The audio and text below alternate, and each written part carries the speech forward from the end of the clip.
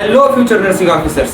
मैं नरसिंह बाबा आपका स्वागत करता हूं आपके अपने नरसिंह बाबा के दरबार में। ज्ञान, मुस्कान और मोटिवेशन के साथ हम आज की अपनी क्लास शुरू करने वाले हैं, तो बनते रहिए हमारे साथ एंड तक।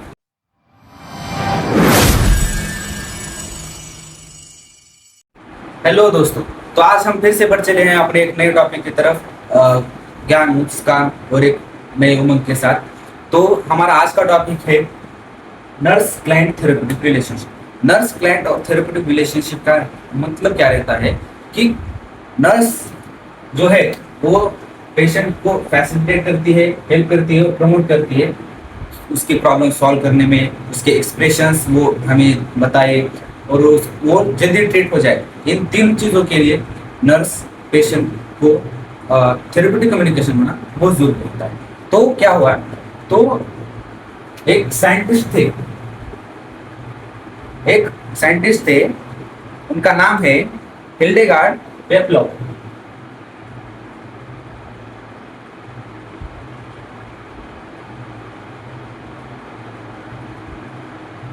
हिल्डेगार्ड पेप्लोव नाम के एक साइंटिस्ट थे जिन्होंने क्या किया, ये नर्स और क्लाइंट के जो थेरेप्यूटिक रिलेशन है उसको चार फेजों में डिवाइड कर दिया।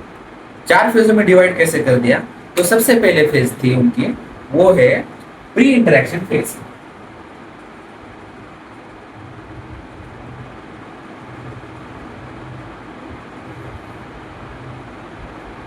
प्री इंटरेक्शन फेज क्या रहते हैं? प्री इंटरेक्शन फेज वो रहती है जब पेशेंट हॉस्पिटल में आया है, नर्स की और पेशेंट की आपस में मुलाकात नहीं हुई है। तो प्री इंटरेक्शन मतलब क्या कि नर्स को जो पता चलता है कि एक पेशेंट आया है या फिर आने वाला है, उसको ऐसे ऐसे डिजीज है, उसका बिहेवियर ऐसा है, उसके बारे में फैमिली से लेके उसके सभी बिहेवियर के बारे में नर्स को पता होना चाहिए। तो नर्स क्या करती है, नर्स दूसरे नर्स से पूछती है जिसको पता है, डॉक्टर से पूछती है, उसके फैमिली से पूछती है कि पेशेंट को क्या हुआ है। तो ऐसे पूरी इंफॉर्मेशन पेशेंट की वो इकट्ठा करती है, बिल्कुल वैसे इकट्ठा करती है जैसे आप किसी से बात करने से पहले उसकी इंस्टा की प्रोफाइल चेक करते हैं, उसके बारे में सारी डिटेल लेते हैं। बिल्कुल उसी तरह नर्स भी पेशेंट की पूरी डिटेल सबसे पहले लेती है बिफोर पेशेंट से इंटरेक्ट होने से पहले। इसीलिए उसे क्या कहते हैं, उसे कहते हैं प्री इंटरेक्शन फेज। बाद में आती है सेकंड फेज। सेकंड फेज कौन सी रहती है, वो कहते हैं ओरिएंटेशन फेज।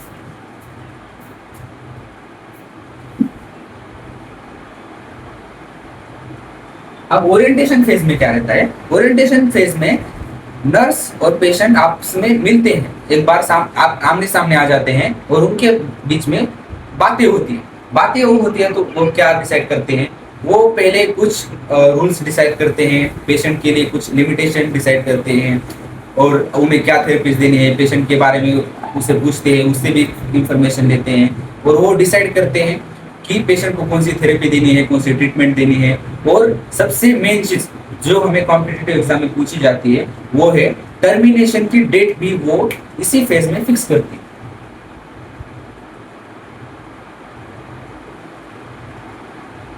टर्मिनेशन डेट मतलब क्या कि पेशेंट के साथ जो वो जितने दिन रहने वाले हैं, पेशेंट को कितने दिन तक ट्रीटमेंट देनी है, कितने दिन तक थेरेपीज देनी है, उस थेरेपी का आखिरी दिन जब पेशेंट और नर्स का रिलेशन टर्मिनेट हो जाता है, वहां पर पेशेंट चला जाता है, ठीक हो जाता है, वो फेज कौन सी फेज में, वो जो स्टेज रहती है वो रहती है टर्मिनेशन डेट।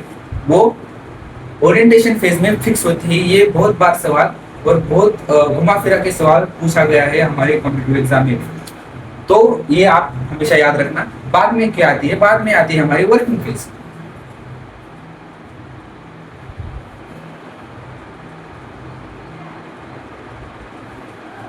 बाद में आती है वर्किंग फेज। तो वर्किंग फेज का मतलब क्या रहता है, तो हमने प्री इंटरेक्शन में क्या किया, हमने प्री इंटरेक्शन में पेशेंट के बारे में सारी इंफॉर्मेशन ले ली, डॉक्टर से, नर्स से, रिलेटिव से, उसका एक चार्ट्स वगैरह बनाए। तो हमने पेशेंट के बारे में सारा डाटा गैदर कर दिया। हमने क्या किया, ओरिएंटेशन में क्या किया, हमने पेशेंट से बातें की, उसको हमने कुछ लिमिटेशंस दिए, कुछ रूल्स बताए, हमें कितने दिन तक साथ रहना है, हमें उससे ये बोला, उसे थेरेपिस्ट कौन से देने ये डिसाइड किया और उसकी टर्मिनेशन की डेट भी फिक्स कर दी कि 2 हफ्ते में ये ठीक हो जाएगा, तो 2 हफ्ते के बाद इसे हम घर भेज सकते हैं। ऐसा उन्होंने क्या किया, उन्होंने टर्मिनेशन डेट भी डिसाइड कर दी। अब सब डिसाइड करने के बाद आती है वर्किंग फेज। वर्किंग फेज आती है मतलब क्या, वर्किंग फेज में उन्हें काम करना है। नर्स वर्किंग फेज में क्या करती है, नर्स पेशेंट का जो बिहेवियर है वो असेस करती है, उसकी जो थेरेपीज है वो कंटिन्यू करती है, उसे ट्रीटमेंट देती है, थेरेपीज देती है, और पेशेंट के साथ अच्छे से वर्क करती है कि पेशेंट अच्छे से जल्दी से बहुत जल्दी ठीक हो जाए। ये फेज ये होता है वर्किंग फेज में। उसके बाद आता है, उसके बाद कौन सी आती है, उसके बाद आती है आखिरी फेज, वो की टर्मिनेशन फेज।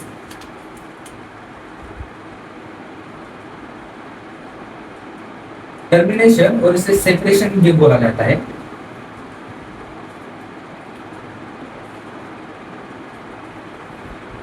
टर्मिनेशन फेज या सेपरेशन फेज। अब इसमें क्या आता है, इसमें पेशेंट और नर्स का जो इंटरेक्शन था वो अभी यहाँ एंड होने वाला है। एंड होने वाला है मतलब क्या होता है, यहाँ पर पेशेंट ठीक हो चुका है, पेशेंट की जो थेरेपीज थी, उसकी ट्रीटमेंट थी, उसका जो अबनॉर्मल बिहेवियर था, वो सारी चीजें एक नॉर्मल रेंज तक आ चुकी है। अब नॉर्मल रेंज तक आ चुकी है मतलब क्या, तो उसके बाद भी क्या हम उसे हॉस्पिटल में रखें, तो बिल्कुल नहीं, हम उसे अभी घर भेज सकते हैं। डॉक्टर ने अगर कहा कि हम उसे अभी घर भेज सकते हैं तो वो घर जा सकता है, और वहां रहती है हमारे टर्मिनेशन फेज। अब टर्मिनेशन फेज में हमें ज्यादा इमोशनल नहीं होना है, हमें ज्यादा उसके साथ इंटरेक्ट नहीं होना है कि उसकी वजह से हमें दुख हो या फिर पेशेंट को। तो ये चार चीजें क्या है, ये हिल्डेगार्ड पेपलर ने हमें बताई है, जो कि कॉम्पिटिटिव एग्जाम में बहुत बार पूछा गया है। तो हमारा इसके बाद अगला पॉइंट आता है, अगला पॉइंट है कि थेराप्यूटिक एम्फेसिस।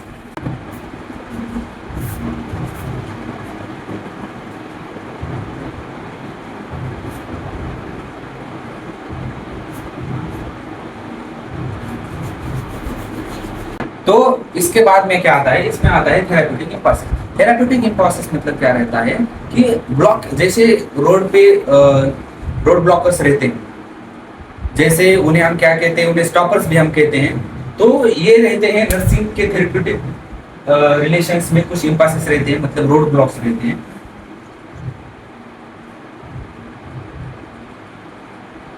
रोड ब्लॉक्स या फिर हम स्टॉपर्स भी कहते हैं। तब अब इनमें सबसे पहले क्या आता है, इनमें सबसे पहले आता है रेजिस्टेंस। कुछ चार ऐसे मेन स्टेप्स है जो हमें रोड ब्लॉक्स की तरह हमारे और पेशेंट के बीच में काम करते हैं। उनमें सबसे आता है रेजिस्टेंस। रेजिस्टेंस मतलब क्या, कि ये होता है, ये जाता है पेशेंट की ओर से जाता है नर्स की तरफ। यहाँ क्या करता है, यहाँ पेशेंट रेजिस्ट करता है नर्स को कि वो मुझे ट्रीटमेंट ना दे। अब फॉर एग्जांपल क्या रहता है, एक अल्कोहलिज्म का पेशेंट आपके हॉस्पिटल में आया है, आपके वार्ड में आया है, तो वो क्या करता है, वो बिहेवियरल थेरेपी के लिए मना करता है, वो ग्रुप थेरेपी के लिए मना करता है, वो बोलता है कि मुझे कुछ नहीं हुआ, मुझे मैं ठीक हूँ। तो वो रेजिस्ट करता है। ये एक स्टॉपर की तरह हमारे नर्स और पेशेंट के रिलेशनशिप में भी एक एम्फेसिस की तरह काम करता है। उसके बाद आता है ट्रांसफरेंस।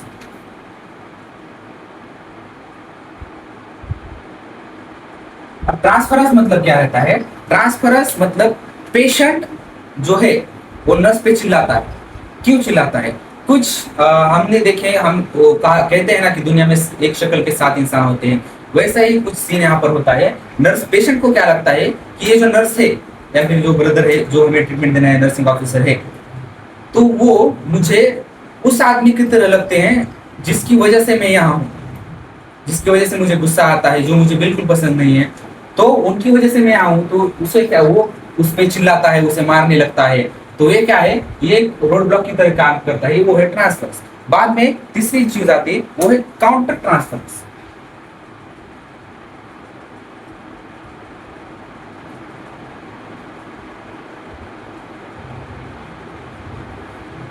अब काउंटर ट्रांसफरेंस, इससे पहले ट्रांसफरेंस भी पेशेंट से नर्स की तरफ रहता है।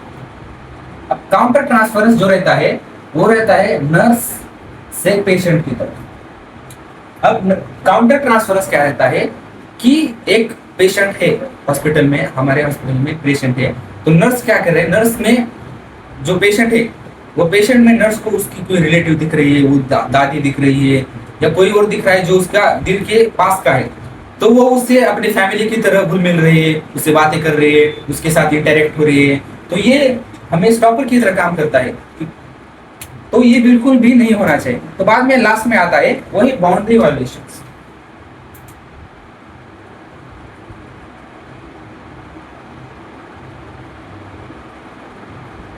अब बाउंड्री वायोलेशंस भी नर्स की तरफ से पेशेंट की ओर रहता है।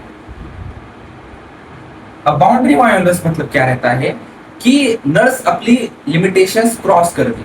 अब नर्स अपनी लिमिटेशंस क्रॉस कर दे मतलब क्या कि अगर वार्ड में कोई यंग लड़का जो है वो आया हुआ है किसी डिसऑर्डर की वजह से, तो क्या कर रही है नर्स उससे अपने पर्सनल रिलेशनशिप बना रही है, मतलब उसके साथ रिलेशन मेंटेन कर रही है और एक्सपेक्ट कर रही है कि वो मुझे मुझ पे एक्सपेंसेस करे, मुझे मुझ पे खर्चा करे, मुझे बड़े बड़े गिफ्ट दे। वो क्या कर रही है वो पेशेंट से एक्सेप्ट कर रही है ऐसी चीजें। तो वो क्या कर रही है वो अपनी बाउंड्री जो है वो अपने वायलेशंस जो है वो क्रॉस कर रही है। नर्स की जगह कोई मेल भी रह सकता है जो फीमेल के साथ ऐसे बाउंड्री वायलेशंस कर रहा हो, उसके साथ पर्सनल रिलेशनशिप बना रहा हो और ऐसे एक्सपेक्टेशंस रख रहा हो। तो ये रहते हैं हमारे कुछ रोड ब्लॉकर्स जिन्हें हम थेरापेटिक इम्पासिस के नाम से जाना जाता है। तो हमने क्या देखा, हमने रेजिस्टेंस देखा जब पेशेंट नर्स को ट्रीट ना करे ऐसा बोल रहा है। बाद में आता है ट्रांसफरेंस। ट्रांसफरेंस में वो उसी नर्स में वही इंसान देख रहा है जिसकी वजह से उसे गुस्सा आता है। उसके बाद आता है काउंटर ट्रांसफरेंस, नर्स की तरफ से पेशेंट की तरफ से, पेशेंट में नर्स अपना कोई रिश्तेदार दिख रही है। और उसके बाद आता है बाउंड्री वायलेशंस। बाउंड्री वायलेशंस में मतलब क्या कि जो स्टाफ है वो अपने लिमिटेशंस क्रॉस कर रहा है, पेशेंट के साथ पर्सनल रिलेशन बना रहा है, उनसे एक्सपेक्टेशंस कर रहा है। तो ये होता है बाउंड्री वायलेशन। तो दोस्तों हमने आज पढ़ा कि nurse patient therapeutic relationship, nurse क्या रहते हैं, और बाद में देखा थेरेपेटिक इम्पासिस। तो ये हमारा टॉपिक अभी हो चुका है। तो शुक्रिया आपने इतने ध्यान देके हमें हमारा लेक्चर सुना। तो अब हम अगला लेक्चर क्या देखें वो आप हमें कमेंट में बताइए। तो अब मैं आपके लिए एक सवाल है कि ऐसी कौन सी फेज है जिसमें नर्स पेशेंट की टर्मिनेशन डेट फिक्स करती है। तो कमेंट में आपका जवाब जरूर दीजिएगा। तो अभी हम अपना सेशन एंड करते हैं। तो हंसते रहिए, पढ़ते रहिए, और आपको ये वीडियो थोड़ी भी हेल्पफुल लगी हो तो लाइक करें, शेयर करें एंड सब्सक्राइब करें। Thank you. मैं नरसिम्हा।